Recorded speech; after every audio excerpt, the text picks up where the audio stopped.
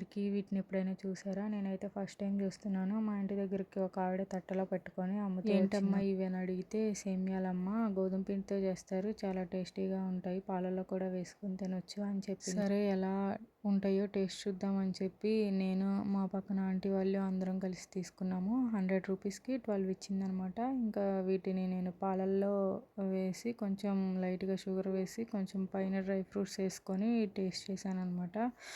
చాలా బాగున్నాయి టేస్ట్ అయితే. నేను వాటిలో షుగర్ వేసుకొని కూడా టేస్ట్ చేశాను, అలా కూడా బాగుంది. పిల్లలకైతే చాలా బాగా నచ్చుతుంది, వాళ్ళైతే ఇష్టంగా తింటారు. ఎందుకంటే వాళ్ళకి ఏదో వెరైటీగా అలా కనిపిస్తూ ఉంటాయి. ఇవి చూడటానికి మాత్రం రౌండ్గా సన్నగా తీగల టైప్లో మన మ్యాగీ ఉంటుంది కదా, అలా ఉంది. వాటికంటే కూడా సన్నగానే ఉంది. చిన్న చిన్న చుట్టలు తయారు చేసి తీసుకొచ్చారనమాట. నాకు ఒక డౌట్ ఏంటంటే ఇవి నిజంగా గోధుమ పిండితోనే తయారు చేస్తారా? మీకు తెలిస్తే కనుక దేంతో తయారు చేస్తారనేది కామెంట్ చేయండి. నా ఈ వీడియో నచ్చితే లైక్ చేసి సబ్స్క్రైబ్ చేసుకోండి.